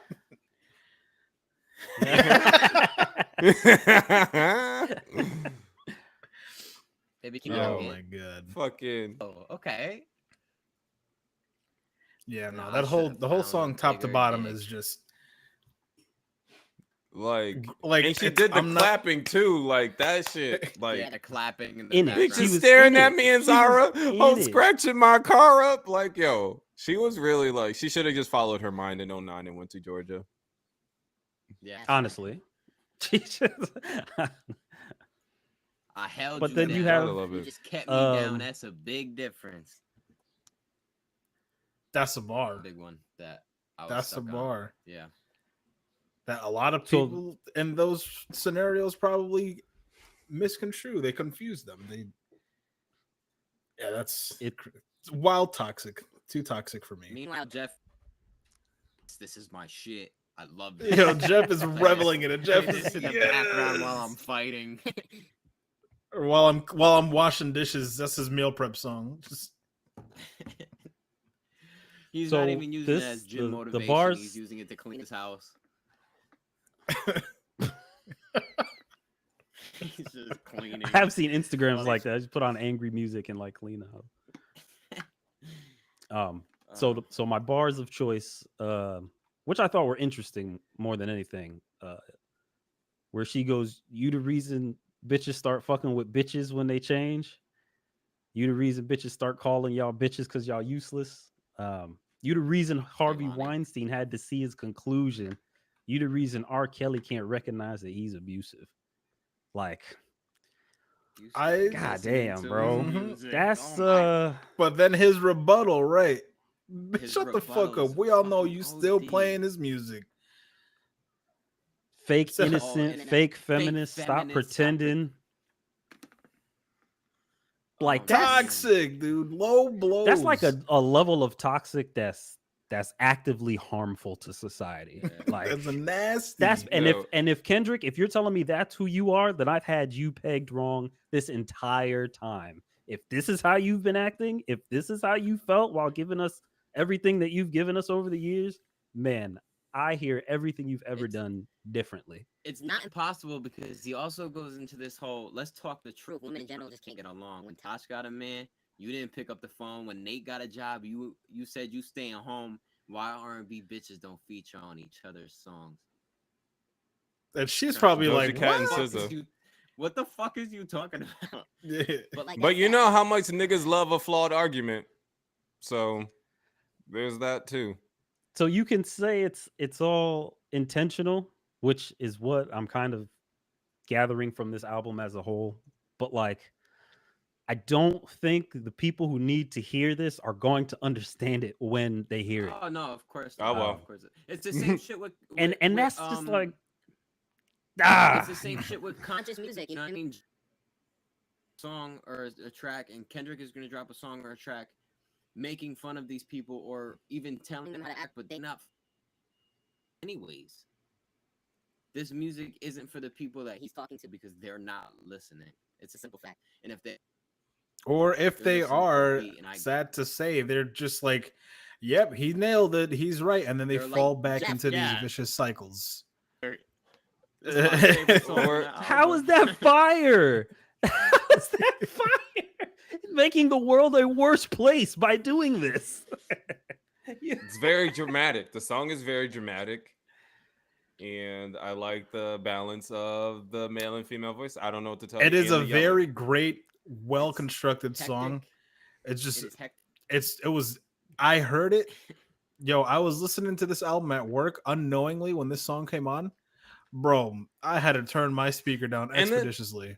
Also, the instrumental, the Okay. production of this Oh. song. I was so excited Oh, for that Alchemist name to be on these song credits and for Kendrick to do this on it. Yes, so I ask again, what are you doing, Kendrick? What are you I doing? needed some. I This needed song some is side- so... Boop boop boop boop, and I No, got this. but you're never Don't gonna even- get that. Kendrick. You're never gonna get that. Well, a This man is- can I do again mean- why this is my least favorite song on the album. This is But the best. Not song. saying that it is a great song. Don't get me wrong, but So least- wanted conscious Benny to so butcher. much. in Bro, I Mm-mm. thought someone was gonna punch me in my face listening to this song, dude. This was too much. It still might happen. too much, thank you, too much. Not So- the perfect amount of In violence. my mental health journey, when it comes to social media, something I stick by all the time is be careful of things that you read and listen to that give you all the questions, make you sad, angry, and then like make you sit with it. You got to be careful when people do that, put you in just like a frame of mind that you may not have wanted to be in, but you're receiving all of this stuff, and this person is, again, I use the phrase dumping on you. And then he goes, at the end of the song, stop tap dancing around the conversation. I don't know. It's just it's just a lot, man. It's a lot. It is a lot. Dude. It's just a lot, man. I don't know if this is helping. I don't know if what he's doing, but he's not supposed to help, right? And that's why I loosely use the term cop out, because then at the end he goes, "I'm not trying to help. I'm just not doing your this for me. savior. Yeah, I'm not your savior." It's just like, okay, well, but that I so guess our you put a bar about Harvey Weinstein and you put a bar about R. Kelly, and then you let Kodak Black narrate the album. It's just like very conflicting in how I feel about this, from just like a perspective of like, I don't know, believing women and being an advocate. Maybe I'm a fake feminist. Maybe I'm But just then- butthurt because I'm a fake feminist. I'm a But- fake. Jesus, Jesus Christ. No. We I don't know. This is just But a then- very heavy song. It's Right, painted but then perfectly in after alchemist. this one, That's what I was gonna say. Go ahead. after this, we are transcended again into the stratosphere of like, I don't know, kind of happiness, more upbeatness, I would say. With my guy Purple Hearts. Ghostface and Summer Walker. Yo, Shut the fuck up when you hear Love Talking, dude. Mm-hmm. Shut the fuck up when you hear Love Talking, dude. Fucking, I be thought this was the perfect addition. The plug talking. Yeah, what a good. This was like the perfect contrast to We Cry Together. Yeah, because they stopped tap dancing around the conversation. Like Yep. The first bar, tippy toeing, and I'm up walking. They're not tapped. Now they're gonna start walking towards maybe fixing the situation here. I also like how often Summer Walker repeats our favorite phrase, "I hate it here." Fila did it first. Baby daddy's still on my phone. I hate it here. Asking if I've been on the pole. I hate it here. If you keep lurking on the low, if you fan, just let me know.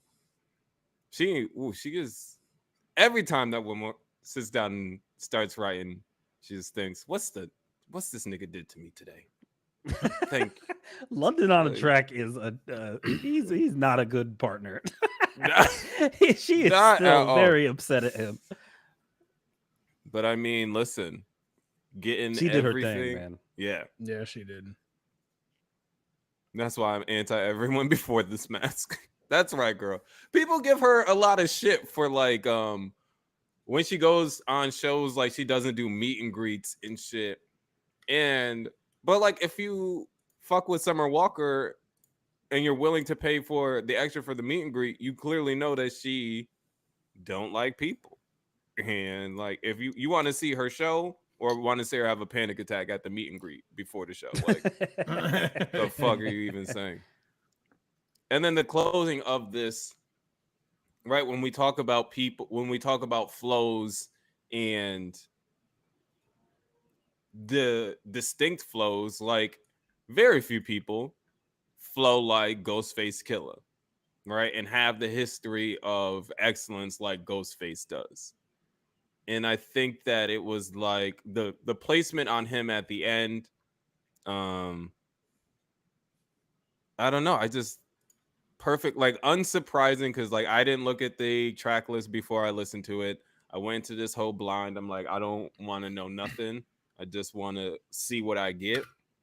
And I love every time Ghostface comes on a track and talking about, I don't give a fuck about this land. I want ownership. Bow your head, just for God's sake. Listen what the stars say. Then it's God's way, and then it's back into the chorus. And so after the trauma and the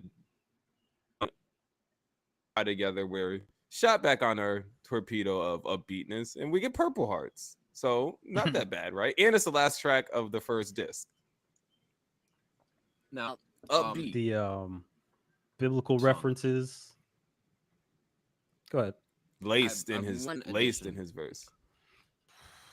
What is tippy toeing and I'm mud walking? I just don't understand it. I don't know if I'm the only one. You know what I mean? I feel like tippy toeing and I'm up walking. No, I'm mud walking. Like M-U-D. Oh, mud. Oh, that was the last letter one. So that's I don't know. Makes sense. That's a Houston thing. Because when you sipping on the mud, Mr. Houston. I'm just saying. Damn, toxic. That nigga's still out here on We Cry Together. Look, man, don't be mad because I was born here and you were not born in Houston. Yes, because we're so upset. You're saying mud walking. Mud is walking. a Houston term mud for, walking. like, I've heard that. Sipping, leaning, and trying to walk. It's just like a certain type of swagger. That's what I gathered from it anyway. Just like you tippy toe and mud walking, like rolling sevens. That's like when you just like swagging down the street, just like tippy toeing and I'm mud walking, like rolling sevens. I ain't ready for no coffin. Like that's when you just feeling it. You know what I'm saying? That's at least that's what I Okay. gathered from the You just put swag of the it all. song into a whole new perspective for me just by telling me that. I'm looking at it. So Purple Hearts also with lean referencing. Mm-hmm. Yeah. It's just that was kind of like weaved into Because originally when I when at you least see heard Purple this one. Hearts, I thought of the Purple Heart medal that you got from Yeah. the Yep. military. That was my original first thought. I never really looked at it any deeper than that because that just made Because more he sense. says, "I know y'all love it when the drugs talking." That was just like 3 bars in, just like okay, this is. Gotcha. And then he talks about later. We haven't gotten there yet. Just like dealing with it sober. You know what I mean? The contrast. But yeah, we'll get there when we get there. But yeah, Yeah, just let's right the actually contrast between disc one and disc two.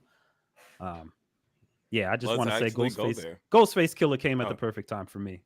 That's I'll just say the biblical references, just like it was a very concrete, concise, on topic like verse. It's Mhm. and he also puts a little sadness.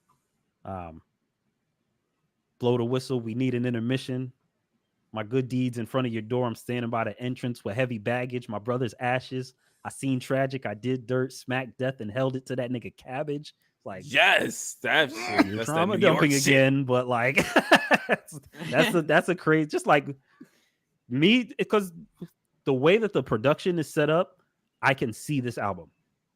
Just like the way that I listen to, exactly where every single sound is placed, the way that the beats make your, heartbeat with some of the, like you said, the demonic beat and just like constant and punches your ears. It's like all of this was intentional mixing, which is just more kudos to Manny for like really Lacing fucking it these up, bro. niggas. He Kendrick had a dream, and this was like Nope. he put it together. It's like almost like I see it as much as I saw Igor when Tyler dropped Igor. It's like more of a cinematic experience where if you just like you can close your eyes and almost visualize the things that are happening, and then the music will keep you exactly where Kendrick wants you to be. It's like almost kind of scary how like captivating it is. You know what I mean? So let's just dig into the Here we go again. saddest thing. Honest, like he hates it. Mother Sober is fucking Wow, we're intense. jumping all the way down there. Oof. We probably won't be able to get to every track Yeah, true, and still true. keep this reasonable. So That's fair. we got to talk about the last two, Mother Sober, and then its transition into Mirror. And we gotta talk about Miss And- Morale. Gotta talk about Miss Morale. Just saying. All right, go ahead. Mother All right. Sober. All right, so Mother Sober, and it is just for me, Beth Gibbons, her voice being so like gentle but kind of like haunted in a way, and with the beat being slower with the piano keys, and you're able to listen because it's more about the message he's trying to say, and he doesn't even necessarily rap it. He's more so taking a conversational tone and speaking straight to you. I'm sensitive. I feel everything. I feel everybody. like it's One man almost a standing on spoken two word. worlds. Heal everybody.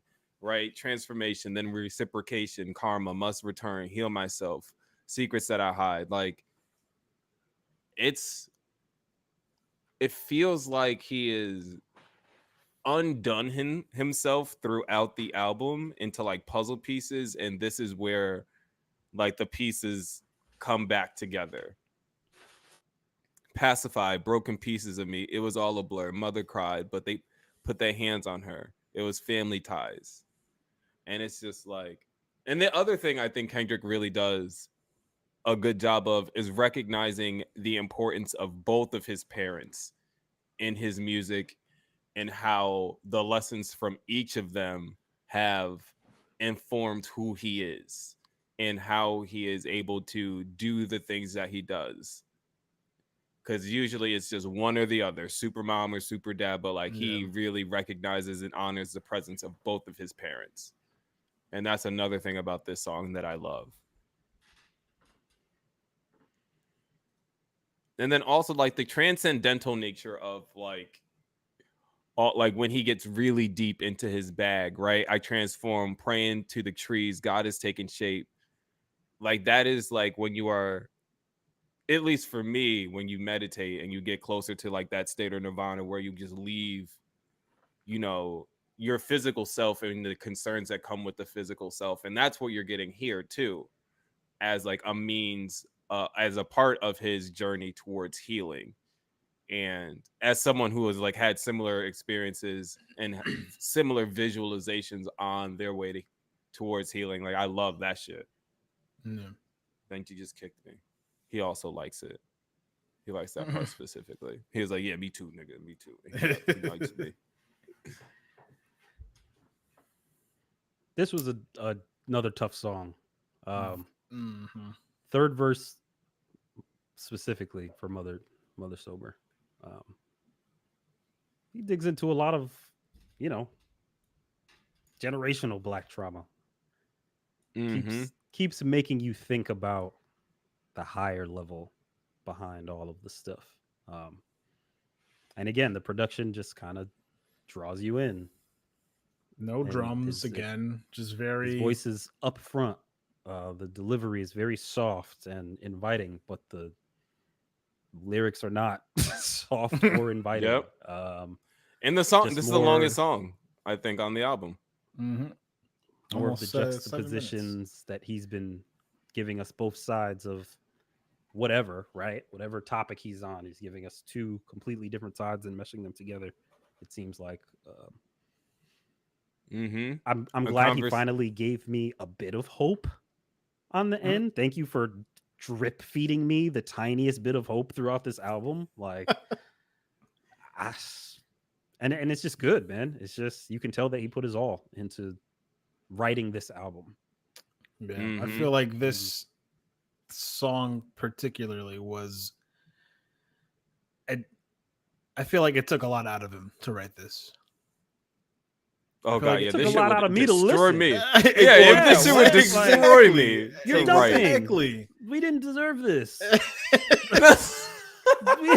2016 to 2020 was really hard for a lot of us, dude. And then you come out on the back end when we're all starting to finally feel better and give me this, dude. Me too, go back inside, bro. We've been sad for 5 years, like really sad. And I mean, and then you get this line: Black families, the devastation, haunted generations, and humanity. They raped our mothers. They raped our sisters. They made us watch. They made us rape each other. Psychotic torture. Lives we ain't recovered. Still living as victims in the public eye who pledge allegiance. What time of day and where am I supposed to listen to this song? Honestly. What time of day and where am I supposed to be to put this song on and just be like, fuck yes, this is slapping right now? You're going to make me 3 a.m. in your car on the way home from a poor decision. I am in bed by 10:30, Kendrick Lamar. I can't take this after an 8-hour day. I don't want to hear about this on my lunch break. I'm just trying to make it through my 8-hour workday, sir. You're rich in Africa and enjoying yourself, and maybe you're not enjoying yourself. I thought you were not having a good time. It's just, man, he just dug down. He just really dug down and gave us everything that he wanted to give us, whether we wanted it or not. But we wanted it. We want it because the sadness jumps out at you first. But we didn't want this. I feel, but the toxic and the sad jumps out at you first. That's the hook, right? And then I think, like a disclaimer still, I'm on 2.5 listens. Like, I will find the hope in between the shock value because Kendrick does like to shock. He likes to come out and do wild things and give crazy visuals and make you think about some shit. Like, and I knew But this album is was gonna so shock dark. me. I don't like. Is this song darker or is Worldwide Steppers darker? They're both wildly dark. Just dark.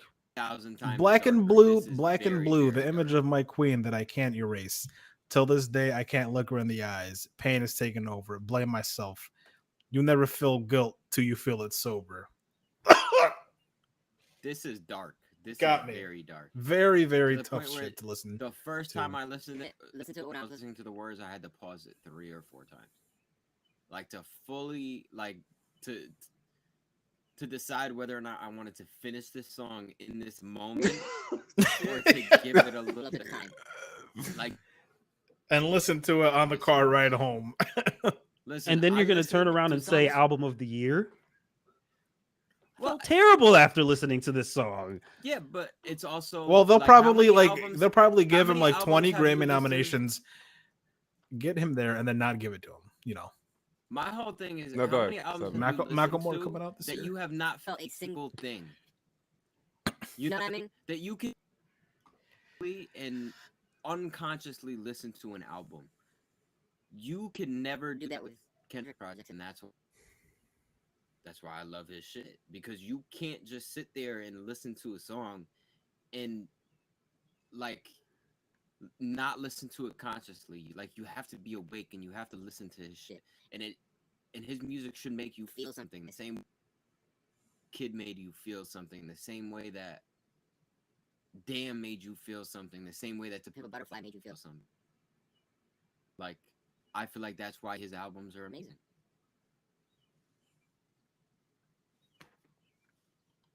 yeah. I can respect that. That was a good take right there. So Cruz, Mr. Moral, talk to Oh, him. man. So I just wanted What to about quickly this song say, stands out? uh, I yeah, find it- go for it. interesting that you call it Mr. Moral, but in my head, I've been saying Mr. Morale. I've been saying It's Mr. Morale the definitely whole Mr. time Mor- as well. Yeah, it's also definitely Mr. Morale. He pronounces it himself multiple times. Mr. Morale. But just Mr. Moral. Like, Yeah. Both. if that's everything that he's talking about in this album, it's kind of a piece on what kind of morals do you have? What are you doing in your relationships? Like, what kind of person are you with all this generational trauma? Like, what are your morals looking like? No, then it's are like they- Mr. Morale. they're If you think, spelled I the thought same? Mr. Morale. Say again. they're both spelled the same. Would- Morale and moral. Like, the spelling is. I might identical? just be Morals, lazy. morals, no E. Yeah, Okay, all right. I think I just my lazy brain. Because if But if even they were still. if they were spelled But- identical, that would have been something that I would have missed. Because if they're spelled identical, And that would have been a they good play on the read word, of course. Exactly. Yeah.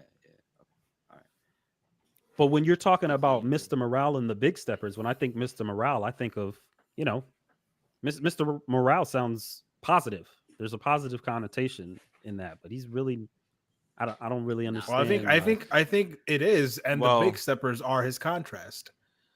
The That's how I morale understood. literally means the confidence, enthusiasm, and discipline of a person or group at a particular time. So Mr. Morale kind of is like, if we're taking it off of this definition, like this persona of confidence, enthusiasm, and then the Big Steppers could be. The Big Steppers. That's why. That's why I thought this was. was a goddamn TDE album. I thought they were the Big Steppers. Thank you, Subverting thank you. expectations. Thanks, Kendrick. We're upset over here. Yeah, so this is, I think, so Mr. Morale, however we want to pronounce it, was my favorite song on the second half of the album, and it's a message to his son, right? Like, yo, these are all the things that are happening. These are. Well, he starts off, Enoch, your father's your detox. My calling is right on time. Transformation, I must have had 1,000 lives and like 3,000 wives. Like, he's talking to his son and telling him, like, yo, I felt like this song was not a tribute to him, but just like he wrote this song for his son. And like the beat, Oh, the beat brought me back to Black Panther. Such good production on this song.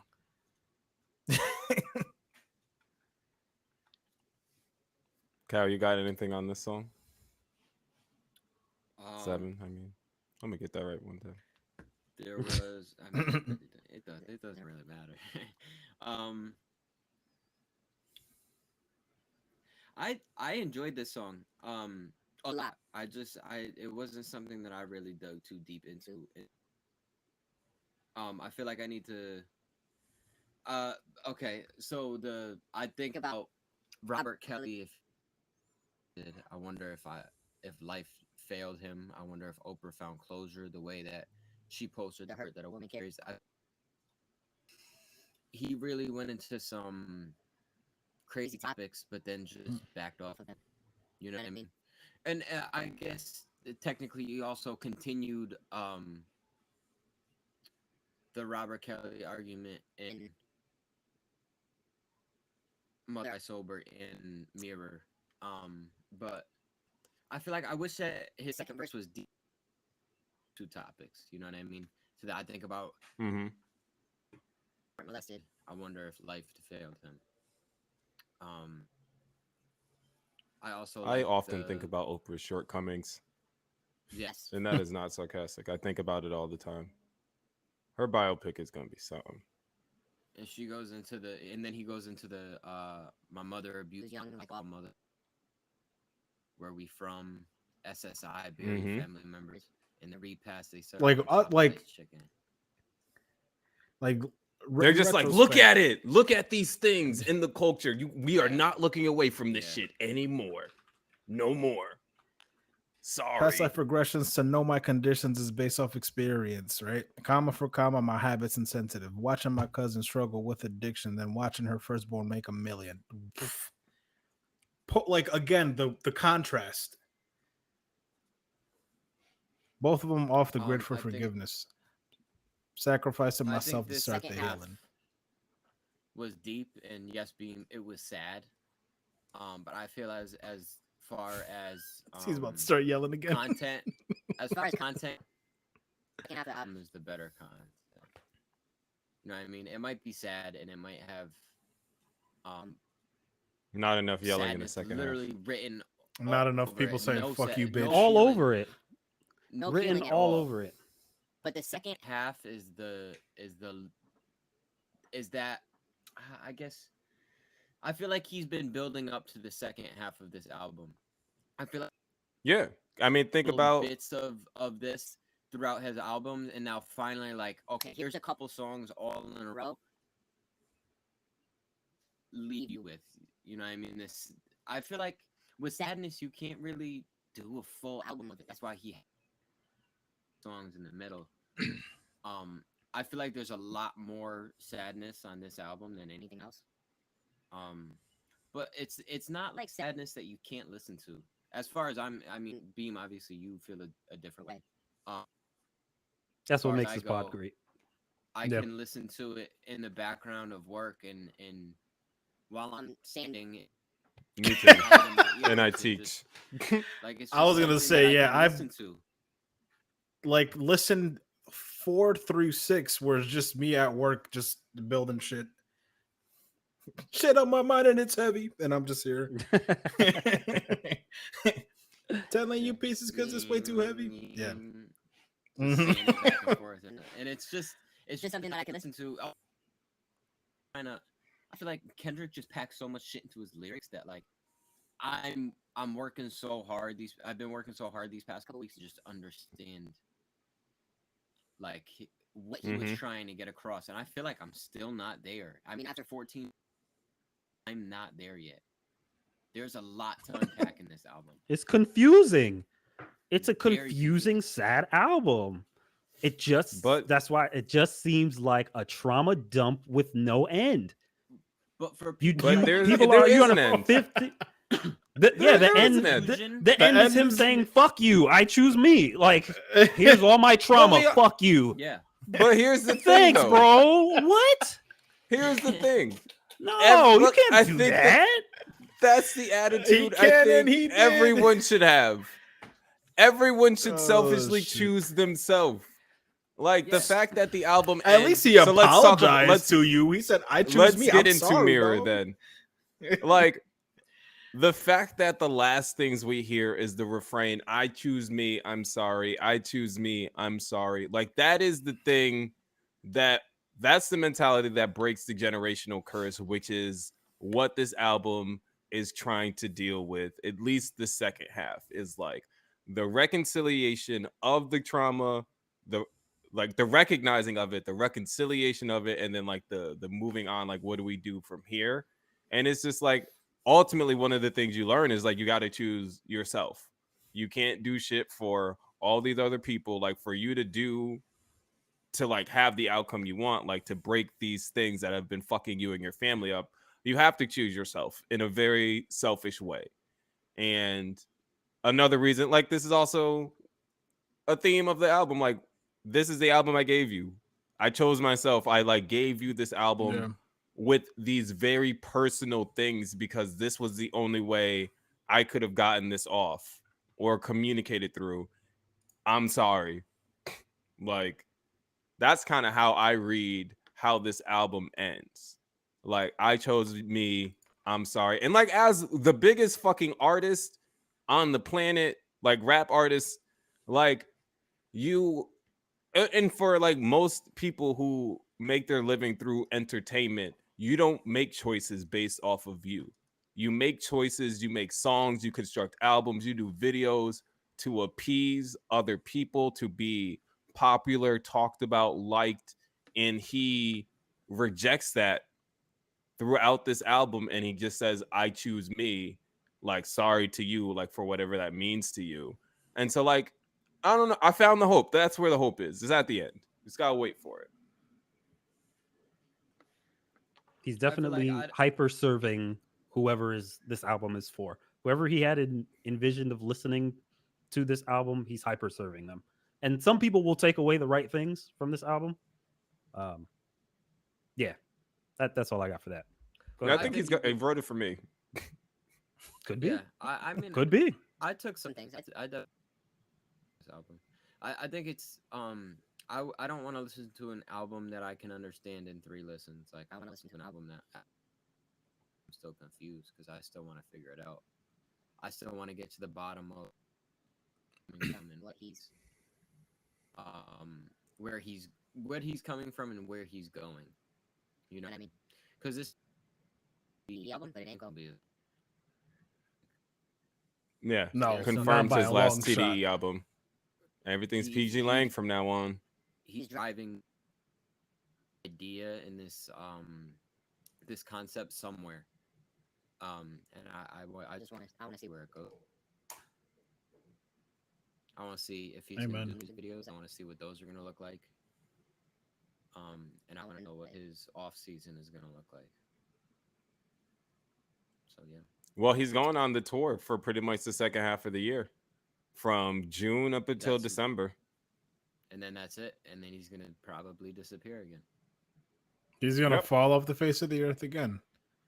And But then in that's about fine, 'cause like by the end of- like in like 2027, guess what you get in Beam? Another trauma dump. For the Bro, next half decade.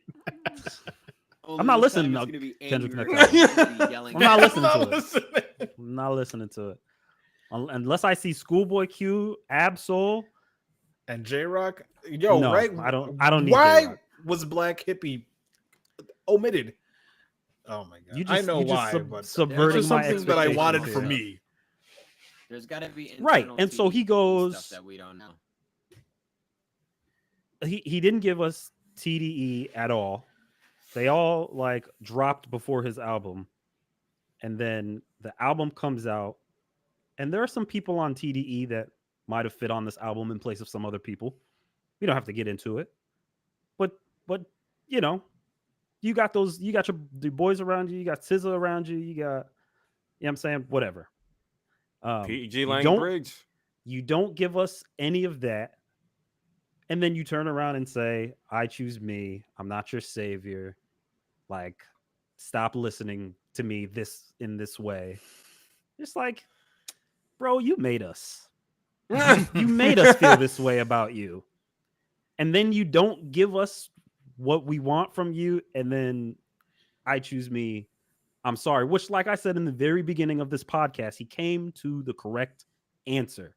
Just like Jeff was saying, you have to choose yourself at some point. That's what I would like to find a better word for cop out. Maybe he just deconstructed his legend and is bowing out gracefully. He is Avatar Aang. When the world needed him most, he vanished. Disappeared. And guess what? And guess what? He did it for himself to preserve himself, and that is always going to be the right answer. But I'm not going to yell at you, Kendrick. I'm not going to yell at you because you made the right choice. But I don't know. You and the last album of TDE, fine. You're bowing out. Fine. Go away. Go away. Are you going to let the white girl say nigga at your next show? You didn't give us an answer because you were sure yelling the F-bomb all over it, which I'm not going to. Are you? I don't know. We didn't get into Auntie Diaries. That is another one that a lot of thoughts. Because that's another 40. That's 40 minutes on its own. Easy. So now it's almost like hard for us to sit here and say that we can't do every song on the album because how are we not? Like we got to do part 2 then. We're missing Crown. We're missing Auntie Diaries. We're missing Die Hard, which we kind of talked about, but we didn't really get into all that much. We're not missing Silent that many Hill. more, but that's We're another smooth hour. Well, Jeff touched on Silent Hill a little bit. We haven't exactly talked to the lyrics of the Heart Part 5 either. Because it's not on the album. I don't. It is so. It's not. It is so. We knew. That's why we set this up. Good. This album so we're not is easily 3-4 hour conversation. Easily. Oh, yeah. Just because it's so dense and it's still early. And in a year, we could probably do another one. What did you think of the album after a year has passed? By then I'll be on 7,000. Yep. And I'll be ready to. And still, and like only like 10% less confused. Yeah. So do we want to do? But by then, a year from now, I think we got to give our listeners a break. We're at the 2-hour mark, so they got to get up, stretch, go hug their loved ones, go call somebody, tell them they love them because we just took them through a whole and not lot. Tell anyone, fuck you, bitch. No, I mean, if that's what's on your spirit, then say what's on your spirit. You ain't getting these keys back. Oh God. Now you mad at me, yelling for nothing. I got you hollering for nothing. Now you mad at me. Childish. Bro, I listen. Yo, when she said I do album of the year. Album of the year. The best written rap song. Fuck you, bitch. I was angry at her. I was angry at him. I was angry at her. How dare you do all this after my mom bought you the Pilot or the Honda or whatever the fuck? Just so she could throw it in my face? Yeah, that's wild. That's so funny.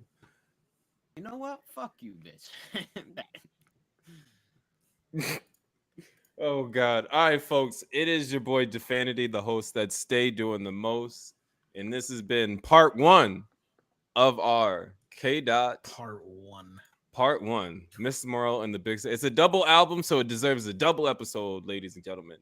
And joined by always your favorite rapper, your favorite streamer, your favorite everything in betweener, Nick Beam.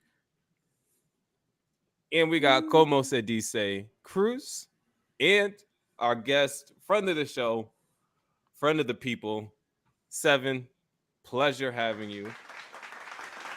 We will be back again for part 2 of this conversation. Keep it funky, keep it fresh. Look out for the episode. Go to our website, BadkidzPod, BADKIDZ, for exclusive web contents, the notes, much more. Holla at us if you want to join our Discord. Keep it funky, keep it fresh. We out this hoe.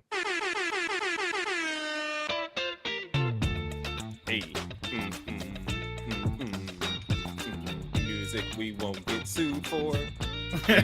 We won't get sued for because I ain't got no money.